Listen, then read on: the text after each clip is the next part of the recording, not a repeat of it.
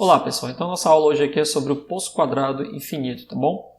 Esse é um dos primeiros sistemas que a gente estuda na mecânica quântica, porque ele é uma das idealizações, né, de como que pode um potencial de confinamento, né, produzir energias quantizadas, tá bom? Então, se você quer entender como que surge, né, toda a teoria, como que surge o formalismo da mecânica quântica, como surge, né, os chamados autoestados e as autoenergias, né? O poço quadrado infinito é um modelo, digamos, ideal para se estudar esse tipo de sistema. Por quê?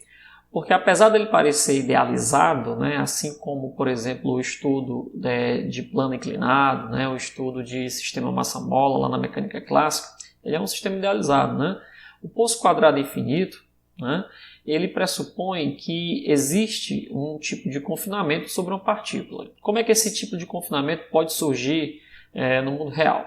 Imagine que você tem um elétron, né, que está sujeito, né, a se movimentar somente em uma região entre duas placas de capacitores. Então imagine que isso aqui é uma placa de capacitor, né, e isso aqui é outra placa de capacitor. Nessa placa de capacitor aqui, o potencial é feito para ser negativo ao extremo.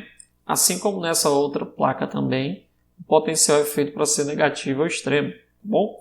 E aí o que a gente faz? A gente usa aqui uma fonte, né, de corrente, né, fonte digamos, de energia, de força eletromotriz, de tal forma que haja uma corrente nessa direção aqui, né, e aí essa placa se torne, né, digamos, carregada negativamente. Aqui você tem um aterramento e do outro lado também você faz com que toda a corrente se movimente nessa direção aqui, no sentido da força eletromotriz, de tal forma que essa placa fique carregada negativamente, tá bom? Então, dependendo do quanto que você estimula através desse potencial aqui, a força eletromotriz, o potencial sentido pelo elétron, experimentado por elétron, que é um potencial, né, negativo, mas de tal forma que, como ele tem a carga negativa, a interação dessa placa carregada negativamente vai fazer com que a energia potencial seja positiva, né? Você vai ter aqui um aumento, né, do potencial experimentado pelo elétron, tanto de um lado como do outro.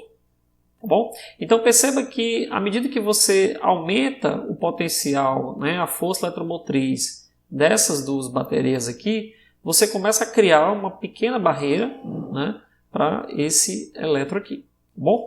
À medida que você aumenta o tamanho do V, né, perceba que o tamanho da barreira já fica, né, bem relevante. Tá bom?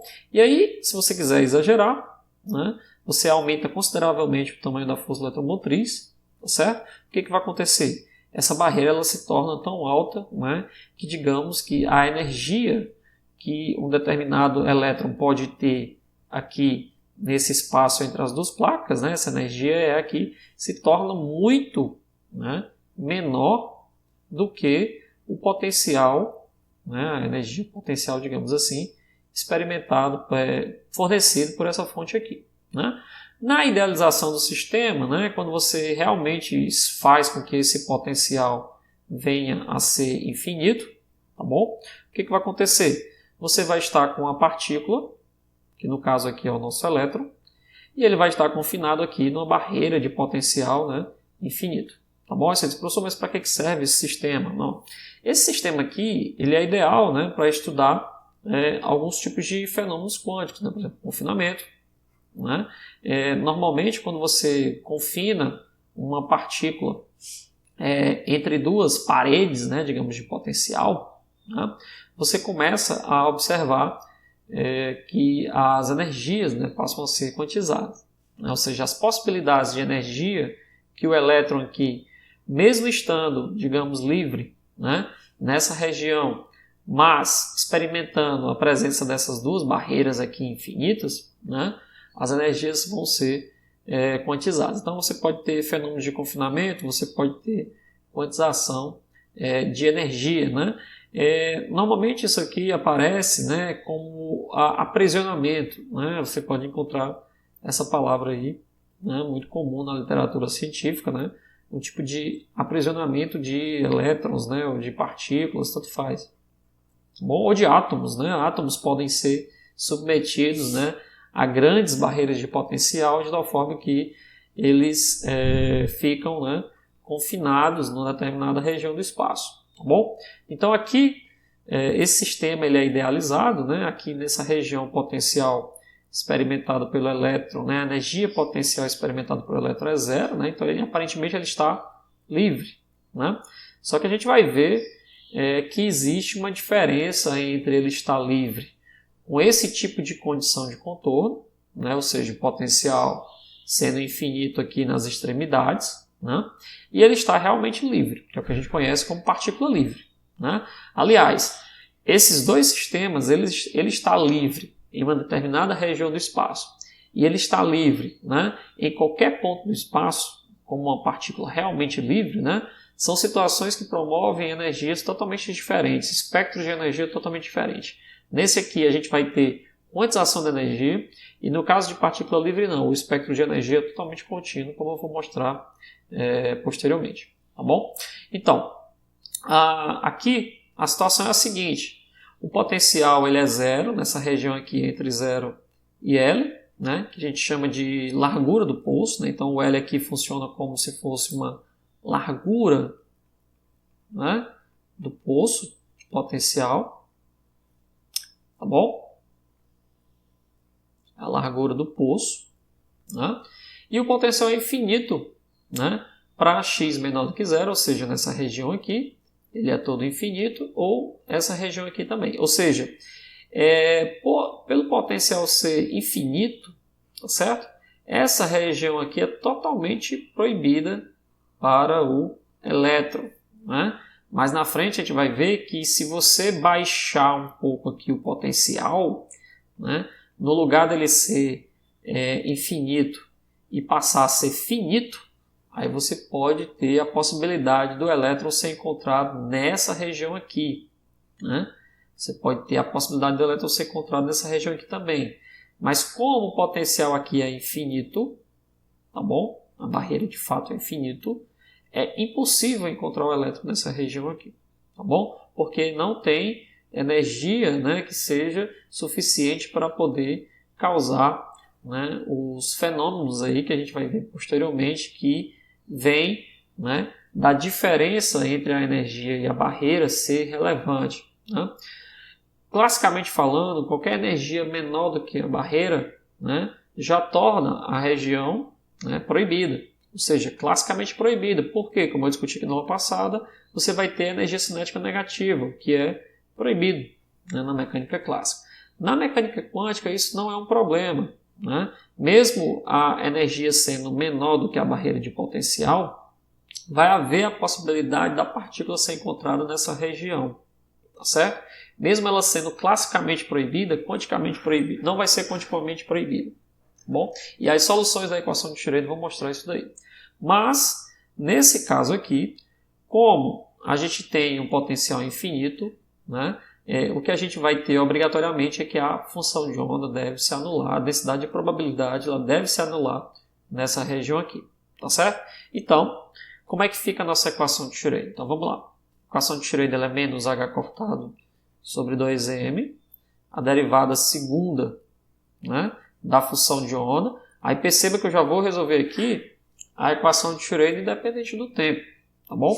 Então, mais v de psi igual a psi. Isso aqui é a nossa equação de Schrödinger, como a gente fez aqui na aula passada. Tá bom?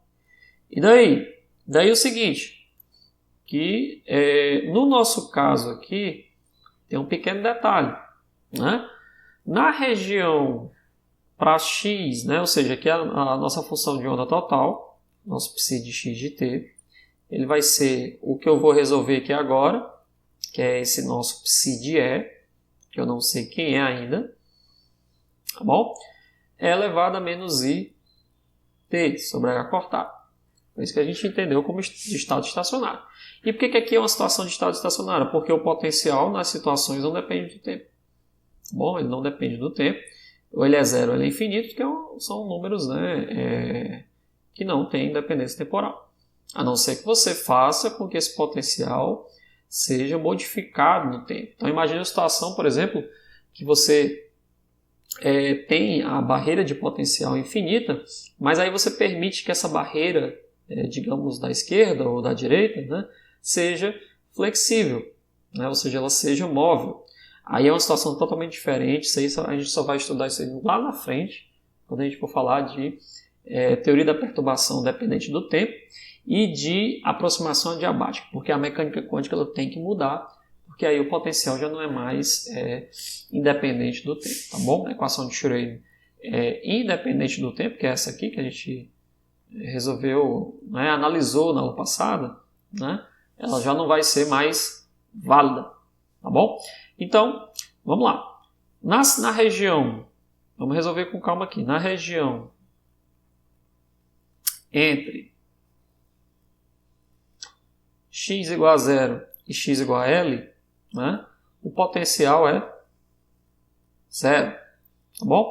Isso faz com que a nossa equação de Schrödinger seja somente menos h cortado sobre 2m, a derivada segunda do psi de E dx igual a E psi de E. Então, para começar nessa região aqui, ó, o que a gente vai ter? A gente vai ter o seguinte, a derivada segunda, vamos ajeitar a equação, dx2 vai ser igual a, vou passar o sinal negativo para lá, então vai ficar menos 2me sobre h cortado sobre 2, psi de E, tudo bem? Então, o que a gente vai ter aqui? A gente dá uma olhada melhor aqui nessa equação. A gente vai ter que a derivada segunda dessa função da energia mais 2me sobre h cortado, psi de E, igual a 0. Ora, essa equação aqui, do jeito que ela está escrita aqui, ela é a equação do segundo grau de coeficientes constantes, onde o coeficiente aqui, 2me sobre h cortado sobre 2, né, ele funciona como o coeficiente da própria função. Se você estiver lembrando lá de Física 2, essa equação aqui ela é semelhante, né, ela é análoga, tá bom, à equação do movimento harmônico simples clássico. Não é isso? Por quê? Porque naquela equação lá você tem que a derivada segunda, né, se você estiver lembrado, em função do tempo, mais o quê? Qual era a solução aqui? Ômega 2 de x, função do tempo, era igual a 0. Nessas situações aqui você tinha quais soluções? Você tinha que o x de t podia ser cosseno de ômega t ou seno de ômega t. Essas eram as soluções lá na mecânica clássica. Então aqui vai ser semelhante. Eu vou dizer que meu 2me sobre h cortado ao quadrado é uma constante que eu vou chamar de k ao quadrado. Por que eu vou chamar de k ao quadrado? Ela tem que ser positiva. Tá certo? Por quê? Porque a energia que a gente está considerando é positiva. Então, aqui é o poço, eu vou considerar que a minha partícula ela tem alguma energia que intermediária é. Bom, ela tem alguma energia, vou colocar de outra cor aqui só para facilitar. Ela tem alguma energia, tá certo? Intermediária que não é infinito, mas também não é zero. Né? Então, essa mesma energia aqui, eu estou dizendo que ela é positiva, ela aparece aqui, portanto, eu vou chamar de K ao quadrado. Professor, por que você não chama só de K? Se eu chamar só de K, eu vou estar dando liberdade para que o K seja negativo. Eu não quero isso, então eu chamo de K ao quadrado. Bom, olhando para as soluções aqui clássicas do oscilador harmônico, eu posso dizer então que a minha solução, né, da função de onda independente do tempo, né, pode ser, né, uma combinação linear de cosseno de kx mais uma constante b, seno de kx. Tá certo? Essas seriam, né, as soluções. Eu disse, professor, só tem essa solução aí? Não, né? Você poderia propor também que, só dando uma observação aqui, que a solução, você sabe que isso aqui também é solução, né? Você considerar E elevado a I kx mais B E elevado a menos I kx. Isso aqui também é solução da equação. Mas eu não vou considerar isso aqui porque eu quero trabalhar, eu quero tentar encontrar soluções, né, que sejam reais. Então, eu vou tentar encontrar esses coeficientes aqui de tal forma que eles sejam reais. Quando eu faço isso aqui, eu posso ter a possibilidade, né, desses caras serem complexos. É sempre bom trabalhar com funções reais e não com funções complexas. Lógico que em algumas situações isso aqui vai ser mais interessante de ser usado. E vou mostrar depois quais são as situações. Né? A gente vai trabalhando com partícula livre, por exemplo, realmente livre, não essa que a gente está aí livre, mas confinado. Né? Você está livre dentro daquele espaço ali, mas aquele espaço ali é limitado. Né? Quando você estiver trabalhando com partícula realmente livre, propagação de funções de onda, de pacotes de onda, realmente livre no espaço, né? Aí essas soluções serão mais interessantes para a gente. Mas aqui agora eu vou trabalhar só com essas duas soluções que são funções reais. Tá certo? Bom, e daí? E daí que agora na região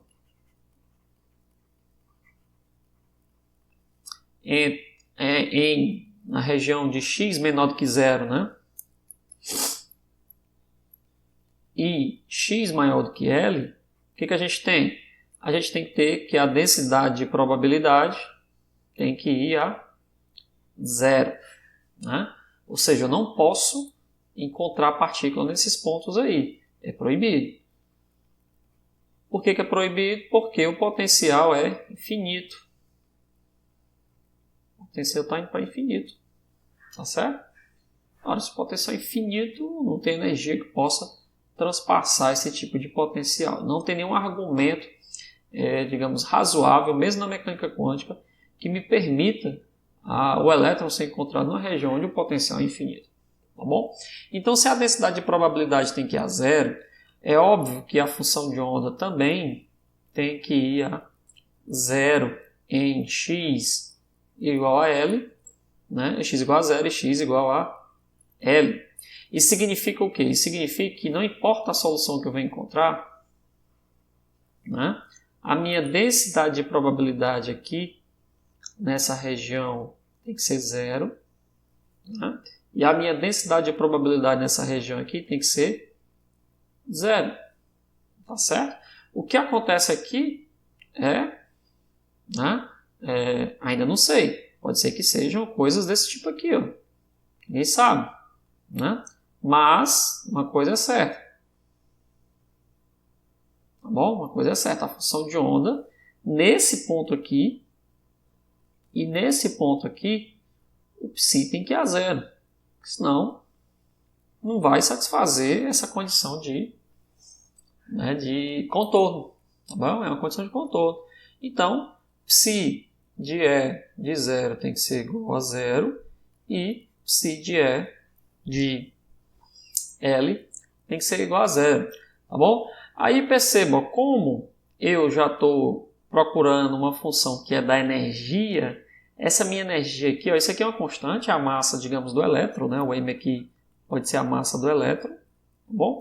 E a constante de Planck é uma constante, então não tem muito o que fazer aqui, né? Perceba que E vai estar relacionado ao K, porque a massa é constante, e a constante de Planck é uma constante, obviamente. Então, para cada energia eu vou ter um K diferente, tá bom? Toda energia que eu escolher eu vou ter um K diferente. Então, eu vou chamar agora aqui a minha função aqui, não é mais função de E, né? Ela tem um parâmetro aqui que é o K, igual a zero, e psi de K, L, igual a zero. Né? Porque a minha solução eu já estou colocando aqui como função de K. Então, vamos lá. Ó. Essa primeira condição, para satisfazer, então, se psi de K, 0 é igual a zero, como é que vai ficar lá? Psi de K, 0, é igual a A vezes o cosseno de zero mais B seno de zero. Isso aqui tem que ser igual a zero, tá bom? Quem é cosseno de zero é 1. Então aqui vai ficar A mais seno de zero é 0. Então 0 igual a 0. Consequentemente o A deve ser 0. Obrigatoriamente. Né? Se de K de L é igual a 0, né? Se de K em L, ora, o A já é 0, então vai ficar B seno de KL é igual a 0. Né? Conclusão, seno de KL tem que ser igual a 0. Por quê? Porque o B tem que ser diferente de 0. Né? Se eu encontrar A igual a 0 e B igual a 0, tá bom? Não vai fazer sentido para mim. A função de onda vai ser 0. Vai ser totalmente 0. Então, a outra condição que a gente tem aqui, né, que é uma condição que vem da condição de contorno, né, da situação do contorno, do potencial, é que seno de KL tem que ser igual a 0. E qual é a conclusão? KL tem que ser igual a quê? Onde é que o seno vai dar 0? Ora, o seno pode dar 0 em vários pontos. Né? O seno dá 0 no próprio ângulo 0, o seno dá 0 no π, no 2π, 3π, 4π, assim sucessivamente. Ou seja, seno de KL vai ser 0, π, 2π, 3π, por aí vai. Né? Ou seja, a gente encontra aqui uma situação bem interessante, que agora o K depende de um certo parâmetro N, que multiplica pelo L vai ser Nπ. Né? Com N igual a 0, 1, 2, 3 e assim sucessivamente. Aí você diz, professor, está certo isso? Calma. Né? Perceba que o 0 eu não posso contabilizar aqui não. Por quê, professor? Né? O 0 eu não posso entrar nessa conta aqui não. Porque quando K é igual a 0, né, a minha energia é 0. Eu não quero também essa solução. Para que eu vou estudar? Solução é uma partícula sem energia. Né? Ou seja, uma partícula de energia 0. Isso não existe. Né? Eu quero tentar entender como é que a energia depende de K. Né? E se eu escolher K igual a 0 também, eu anulo minha função de onda. A função de onda vai a 0. Eu não quero isso. Então, energia 0, função de onda 0 é a solução trivial. Não é isso que eu quero. Tá bom? Então, como é que fica aqui?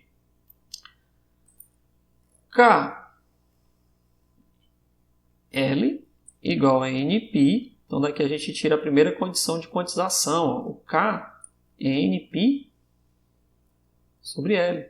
Olha que interessante. Com N igual a 1, 2, 3 e assim sucessivamente. Eu já encontrei aqui, né, o que eu chamo de quantização de quê? Ora, esse K aqui tem unidade inversa de comprimento. Né? Então, como ele é o inverso de comprimento, quantização do número de onda. Certo? Quantização do número de onda. Tudo bem? Então, aqui já vai ter uma restrição com os tipos de funções de onda que a gente vai ter. As funções de onda que a gente vai encontrar vai ser uma constante aqui B, que eu não sei quem é ainda, né? Que pode ser outra coisa, né? Multiplicado por seno de Kn de x. Né? Ou seja, uma constante B, pode depender inclusive do próprio índice aqui, em N, né? Seno de Nπx sobre L. Tá bom? Então, as soluções possíveis para esse poço infinito são tais que seno de Nπx sobre L para N igual a 1, 2, 3, por aí vai. Essas são as soluções possíveis para a partícula confinada, certo? Num poço infinito. Tudo bem? Aí você diz, tá certo isso, né? Vamos ver, porque falta ainda encontrar quem é a constante de normalização dessa função de onda. Eu não encontrei. Agora, tem uma coisa importante. Ó. Se o K é isso daqui, como é que fica a energia? A energia é H cortado K sobre 2M. Então, ó, energia é 2H cortado ao quadrado, K ao quadrado sobre 2M, né? Se o K agora é quantizado, eu tenho que a minha energia também vai ser função de N e vai ser H cortado ao quadrado, Kn ao quadrado, 2M. Mas olha só, isso aqui está aqui em cima é o próprio P quadrado, que é quantizado, sobre 2M, energia cinética da partícula. Não tem potencial energia cinética, ou seja, o P, que é o momento, né, da partícula nesse poço infinito, ele vai ser também quantizado. Né?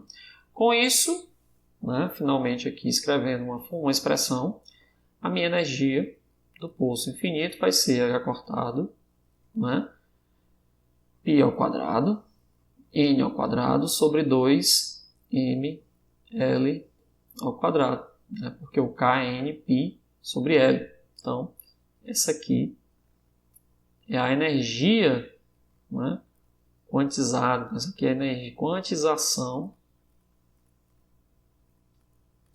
da energia da partícula. Certo? Quantização da energia da partícula.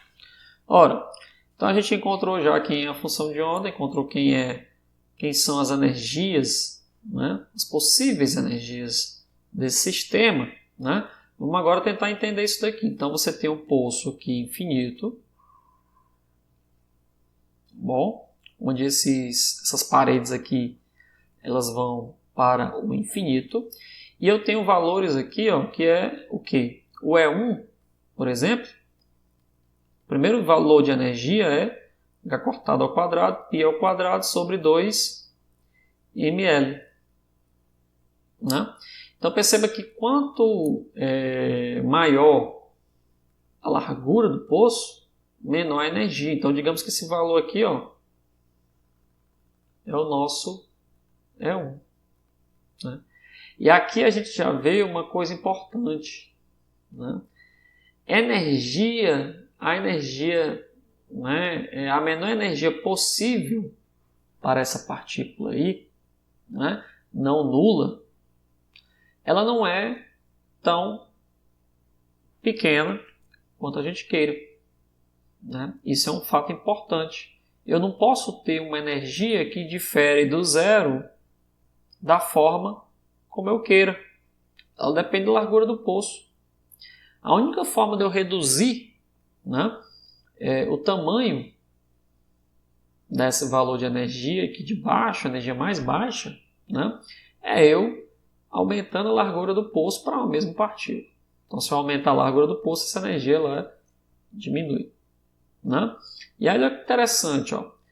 O segundo valor permitido de energia, ele é com N igual a 2. Então, isso aqui já fica 4 vezes H cortado N sobre 2mL2. E o que é que significa isso? Ó? Significa que se eu tiver aqui a energia E1, aqui é 3 vezes a energia E1, somente 4 vezes o valor da primeira energia é que vai ser permitido. Somente essa energia aqui que será permitida para este poço infinito. Tá bom? Então existe toda uma largura, né? Existe toda uma diferença de energia aqui considerável, né? Inclusive a diferença de energia aqui, ó, é 3 vezes o valor da primeira energia. Né? Então existe uma diferença grande de energia aqui que é proibida. Todas essas energias aqui são proibidas para esse tipo de sistema. Mas, professor, por que é proibido? Isso é uma característica da mecânica quântica.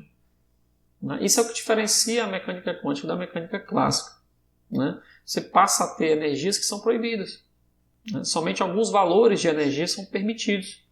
Né? Isso é uma consequência também matemática. Por quê? Porque você tem uma equação diferencial de segunda ordem com condições de contorno. Né? Isso faz com que os autovalores, depois a gente vai ver mais na frente essa ideia aí, sejam quantizados. Ou seja, espaçados, né? Ou seja, existem regiões aí de altos valores, no caso da energia, né, que não são permitidos, né? E aí é importante destacar o seguinte, que agora o meu Hamiltoniano, né, que é simplesmente P2 sobre 2m dentro do poço, né, ele produz uma equação que é assim, ó, psi de n de x igual a n de psi de x, para n igual a 1, 2, 3 e assim sucessivamente. Tá bom? Então isso aqui é o que a gente chama de equação de alto valor e alto vetor. Quem são os altos valores? São os valores da energia. Quem são os altos vetores? São as funções de onda, que dependem de n. Tá bom? Então, ó, só para a gente deixar claro aqui, essa diferença de energia aqui que é proibida, né, mostra que sempre vai ter uma diferença de energia, que eu vou chamar aqui de ΔN, entre o nível n mais 1 e o nível n. Quanto que vai valer essa energia? Então, essa diferença de energia entre um nível e o outro, né, vai ficar assim, ó, H cortado, H2 sobre 2ml2, né? Aí, primeira energia, N1 ao quadrado, menos a energia de baixo, que é I2 sobre 2ml, né? N2. Se você resolver isso aqui, eu vou chamar isso aqui de E1,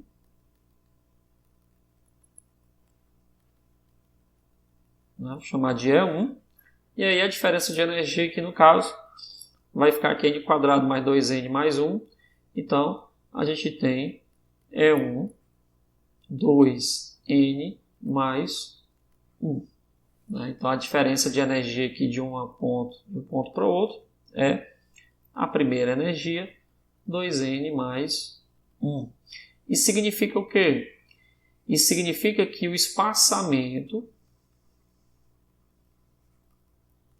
que eu vou chamar aqui, botar entre aspas, entre os níveis de energia do poço infinito, né, aumenta. Tá bom? O espaçamento aumenta, né, à medida que n cresce. Tá bom? Então, à medida que você sobe do ponto de vista de energia no poço infinito, a diferença entre um nível e o seu sucessor vai ser cada vez maior. Por quê? Porque depende de n, certo? Diretamente proporcional a n. Isso aqui não acontece em todos os sistemas quânticos que a gente vai estudar. Por exemplo, no oscilador harmônico eu vou mostrar que esse espaçamento entre os níveis de energia é constante. O oscilador harmônico ele se caracteriza justamente por isso, que o espaçamento entre os níveis de energia é constante. Né? Já no átomo de hidrogênio, o espaçamento entre os níveis de energia eles diminuem. À medida que você sobe em termos de energia, a diferença entre o n e o n mais 1 é cada vez menor. Aqui no poço infinito não, né? É cada vez maior.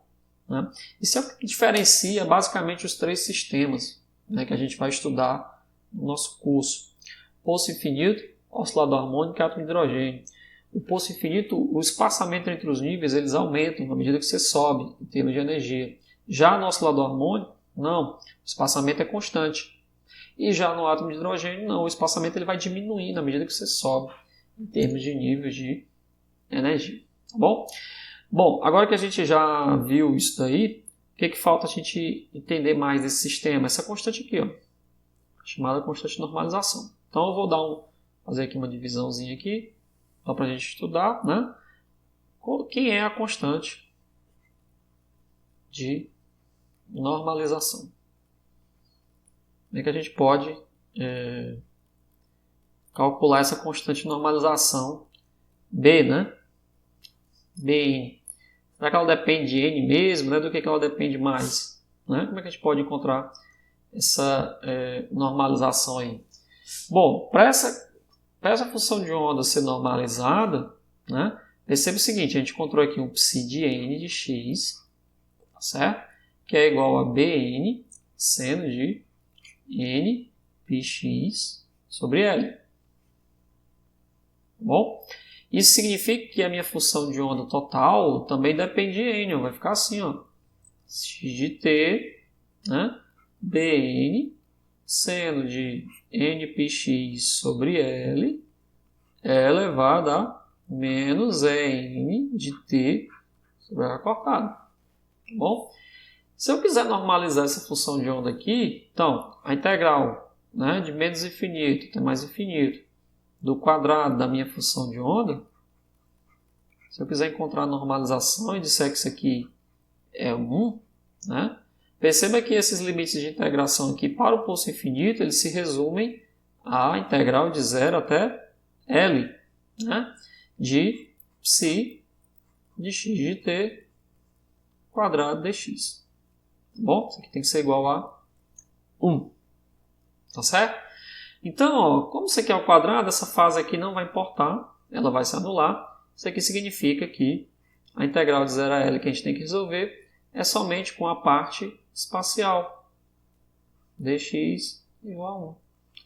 Então, ó, vamos lá. Vamos resolver essa integral. Vai ficar assim, ó, bn ao quadrado, que eu não sei quem é ainda, integral de 0 a L, de seno ao quadrado de nπx sobre L, né? Dx tem que ser igual a 1. Tá certo? Tudo bem? Ora, como é que eu vou resolver isso daí? Pode fazer o seguinte, ó. Eu posso chamar de nπx sobre L, chamar de u, de tal forma que nπ dx sobre L é o nosso du, certo? E aí fica assim, ó, integral de bn ao quadrado.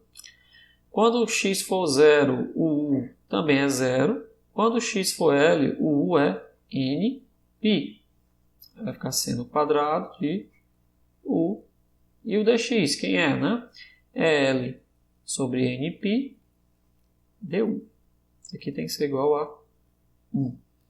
Então a nossa integral vai ficar assim, ó, bn quadrado L sobre nπ, tudo bem? Integral de 0 até nπ seno de u du. Né? Aqui a gente pode usar uma ideia, né, que é usar as funções do arco-metade. Por quê? Porque o cosseno de 2u é igual a cosseno ao quadrado de u menos seno ao quadrado de u, certo? 1 é igual a cosseno ao quadrado de u mais seno ao quadrado de u. Então, daqui a gente pode tirar que seno ao quadrado de u, né, vai ser o quê? Vai ser 1 meio, divide por 2, menos o cosseno de 2u sobre 2. É 1 menos o cosseno de 2u. A gente pode usar essa regrinha aqui, né, jogar na integral para resolver essa integral de forma a encontrar o resultado final. Então vai ficar bn ao quadrado L sobre nπ, né? A integral de 0 até nπ de quem? De 1 meio menos o cosseno de 2u sobre 2 integrado de 0 a nπ. Então vamos lá, isso aqui tem que ser igual a 1. Daqui a gente tira aqui bn ao quadrado L sobre nπ. Né? O que mais? Então, como é que vai ser aqui as integrais? Integral de du vai ficar 1 sobre 2 de 0 até nπ. Né? Menos integral do cosseno, né? Integral do cosseno é seno, né? Então vai ficar seno de quê? De 2u sobre 4. Né? Porque caiu um 2 aqui fora no denominador. Substituir de 0 até nπ. Bom, seno de 2u quando for nπ, vai ficar só seno de 2nπ. Não importa quem seja o n, esse seno de nπ é zero. Né? Seno de 2nπ é zero. E o seno de zero é zero, então esse termo aqui vai dar zero. Sempre. Certo? Sobra só esse termo aqui que vai me dar nπ. Isso aqui tem que ser igual a 1, que é a normalização. Então, a gente conclui dn quadrado L sobre nπ, que multiplica nπ sobre 2, né? Tem que ser igual a 1. Olha que interessante, ó. Cancela o n com esse n aqui, nπ com nπ. O nosso módulo de b passa a ser raiz de 2 sobre L. Né? Escolhendo um b aqui real, porque a gente quer que a função de onda seja real, mas mesmo que você escolhesse uma fase, não ia mudar muito, né? Digamos que você chame aqui de b, né? N raiz de 2π elevado a uma fase qualquer, isso aqui não vai ser relevante, essa fase. Ela vai entrar só como uma fase lá na energia do tempo, não vai me dar nada de novo na função de onda. Né? Então eu posso escolher que essa função é puramente raiz de 2 sobre L. Então, concluindo aqui, a constante de normalização não depende, né, do N. Bem interessante, mas depende do L. Né? Então, o nosso psi de N de x, que é a função de onda a parte espacial, é raiz de 2L seno de N πx sobre L. Pronto. Finalizou aqui o nosso problema, porque agora a gente sabe quem são as funções de onda e a gente sabe, né, quem são as energias. Tá bom? Então, se a gente quiser entender como é que é o comportamento dessas funções aqui, o que é que acontece? Né? Vamos tentar pegar aqui embaixo. Ó. Que eu coloquei para vocês todas as funções. Ó. Aqui a gente tem as energias, né? Como a gente encontrou. Ó. Certo? Do jeito que a gente encontrou anteriormente. Né? Isso aqui é como se fosse n ao quadrado vezes a energia é 1. Né? Bem importante a gente ter essa ideia aqui. Né? E as funções de onda que eu discuti com vocês aqui. Raiz de 2 sobre L, seno de nπx sobre L. Como é que fica a cara dessas funções? Ó? A primeira função ela é uma função que tem só metade do seno. Né? Seno de nπx sobre L. Né? A segunda função do nível de energia 2, está aqui, ó, que é o nível de energia E1. Aqui o 2 que eu falei para vocês, ó, o nível 2 ele tem 4 vezes a energia. O nível 3, já como é n ao quadrado, aqui já vai ser 9. Né? O nível 4 já vai ser 16, o nível 5 vai ser 25. Essa diferença de energia aqui, como eu falei para vocês, elas vão, né, sendo cada vez maiores. Tá bom? Essa diferença de energia entre um nível e o outro vai ficando cada vez maior. Mas está aqui o nosso psi1, que se você levar ao quadrado vai te dar uma densidade de probabilidade dessa forma. Certo? Aqui você tem o psi2, que aí já pega um comprimento de onda todo. Né? Quanto é que vale o K aqui? Só para a gente ter uma ideia. O K1, que é o nosso K do primeiro nível, quem vai ser ele? É N igual a 1, né? O Kn aqui qualquer. Vamos fazer o Kn qualquer. Vamos só tentar entender aqui. Ó. O Kn qualquer é Nπ sobre L. Né? Só que a gente descobriu que Pn, que é o momento, ele é quantizado. Então, isso aqui vai ser o quê? O momento quantizado vai ser H cortado, π, N sobre L. Né? Mas, de Broglie, né, propôs que momento é H sobre lambda. Certo? Então, para o nosso problema aqui, P deve ser H sobre lambda N. Quem vai ser o comprimento de onda de cada uma dessas funções de onda aqui? Ó? Se o nosso H cortado, né, da equação de Schrödinger é H sobre 2π, como é que fica aqui o nosso P do poço infinito? Vai ficar H sobre 2π que multiplica πn sobre L. Então, cancela o π com o π, né? O momento é h cortado sobre lambda, então lambda, daqui a gente tira que lambda n vai ser 2L sobre n.